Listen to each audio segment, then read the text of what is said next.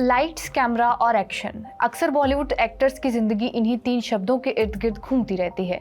Box office पर film कितनी hit होगी, कितनी फिल्में आगे और मिलेंगी, ये सारी चीजें हमेशा से एक एक्टर की जिंदगी में ताल्लुक रखती आई हैं। लेकिन इस चकाचौंध की जिंदगी के अलावा इन एक्टर्स की जिंदगी में राजनीति भी होती है। बॉलीवुड और राजनीति ऐसी दुनिया है जिसमें अगर आप खुद को अच्छी तरह से लेकर चलते हैं तो आप जनता के लिए हीरो बन सकते हैं। और कई ऐसे एक्टर्स रहे हैं जिन्होंने ग्लैमर की दुनिया को पीछे छोड़ने का फैसला लिया और राजनीति में कदम रख लिया। कुछ हिट हो गए और कुछ फ्लॉप। आज हम आपको इन्हीं बॉलीवुड सितारों के बारे में बताएंगे जिन्होंने रील की जिंदगी को छोड़कर राजनीति में आने का फैसला लिया था। नमस्कार, मेरा नाम है रिया शर्मा और आप देख रहे हैं TV9 डिजिटल।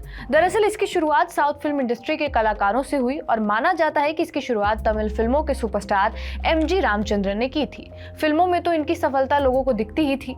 राजनीति में आने के बाद उन्होंने मुख्यमंत्री का पद भी संभाल ही लिया। ऐसे ही थे NT रामाराव, जिन्होंने साउथ की 300 से ज्यादा फिल्मों में काम किया था। उन्होंने साल 1982 में तेलुगु देशम पार्टी की स्थापना की और आंध्र प्रदेश के 10वें मुख्यमंत्री बन गए। साल 1983 से 1994 के बीच वो 3 बार मुख्यमंत्री रहे थे। इसके अलावा सुपरस्टार रजनीकांत ने भी कुछ समय अपना हाथ राजनीति में आजमाया था। ये तो थी साउथ के हीरोज के बारे में बातचीत। अब हम आपको बॉलीवुड के सितारों के बारे में बताते हैं। बॉलीवुड के महानायक अमिताभ बच्चन ने राजीव गांधी के कहने पर 1984 का आम चुनाव इलाहाबाद से जीता था। हालांकि फिल्मों में व्यस्त होने के कारण अमिताभ राजनीति से दूर होते गए और 1987 में राजनीति से संन्यास ले लिया। हालांकि उनकी पत्नी जया बच्चन साल 2004 से ही लगातार राज्यसभा सांसद और समाजवादी पार्टी की नेता हैं। राजनीति में बॉलीवुड के पहले सुपरस्टार राजेश खन्ना भी आए और उन्होंने 1991 में लोकसभा चुनाव सीधे लालकृष्ण आडवाणी के खिलाफ लड़ लिया। इसमें तो हार गए, पर 1992 में उसी दिल्ली सीट से कांग्रेस के टिकट पर उपचुनाव उन्होंने जीत लिया था। तब उनके खिलाफ शत्रुघ्न सिन्हा भाजपा के उम्मीदवार थे। शत्रुघ्न सिन्हा 33 सालों से राजनीति में सक्रिय हैं और फिलहाल वो पश्चिम बंगाल की आसनसोल सीट से TMC के टिकट पर लड़कर संसद पहुंचे। इसके अलावा बॉलीवुड की ड्रीम गर्ल हेमा मालिनी, जिन्होंने फिल्म इंडस्ट्री में तो बुलंद करियर बनाया ही, साथ ही साथ राजनीति में भी उन्होंने अपना सिक्का जमाया था। 2014 में उन्होंने भाजपा ज्वाइन की थी और वो मथुरा से सांसद हैं। इस बार भी वो चुनावी मैदान में उतरी हुई हैं। धर्मेंद्र ने भी साल 2004 में राजस्थान की बीकानेर सीट से भाजपा के टिकट पर लोकसभा चुनाव जीता था, पर बाद में कोई और चुनाव नहीं लड़ा। उन्होंने 2008 में राजनीति छोड़ दी थी। साल 2019 में उनके बेटे सनी देओल भी भाजपा के ही टिकट पर पंजाब की गुरदासपुर लोकसभा सीट से जीते थे। हालांकि अब उनकी दिलचस्पी राजनीति में नहीं है।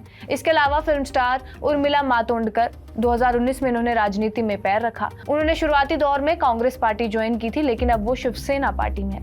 उर्मिला मातोंडकर ने जब राजनीति में कदम रखा था तो उन्होंने कांग्रेस की तरफ से लोकसभा चुनाव लड़ा था।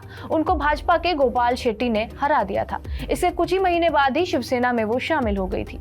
और गोविंदा का नाम तो वैसे भी चर्चा में है ही। ऐसे कयास लगाए जा रहे हैं कि उन्हें शिवसेना से चुनाव लड़ने के लिए उतारा जा सकता है। गोविंदा ने पहले 2004 में कांग्रेस ज्वाइन की थी, लेकिन अब वो शिवसेना से चुनाव लड़ सकते हैं। अगला नाम है सुनील दत्त का। सुनील दत्त और राजीव गांधी में गहरी दोस्ती थी। उनके कहने पर ही दत्त राजनीति में आए और 5 बार सांसद चुने गए। साल 2004 में उन्हें केंद्र में युवा और खेल मंत्रालय का मंत्री भी बनाया गया था। इसके अलावा परेश रावल, मिथुन चक्रवर्ती, प्रकाश राज, शमारा आजमी भी राजनीति में सक्रिय हैं। इसके अलावा भोजपुरी फिल्मों के स्टार मनोज तिवारी, रवि किशन, निरहुआ भी भाजपा के टिकट पर संसद में दस्तक दे चुके हैं। इस तरह कहा जा सकता है कि फिल्म और राजनीति का आपस में गहरा नाता रहा है और कहीं ना कहीं फिल्मों के किरदार राजनीति में भी देखने को मिलते हैं। बहरहाल, आपका इस वीडियो पर क्या कुछ कहना है हमें कमेंट बॉक्स में जरूर बताएं। बाकी देश और दुनिया की तमाम बड़ी खबरों के लिए बने रहिए हमारे साथ TV9 डिजिटल पर।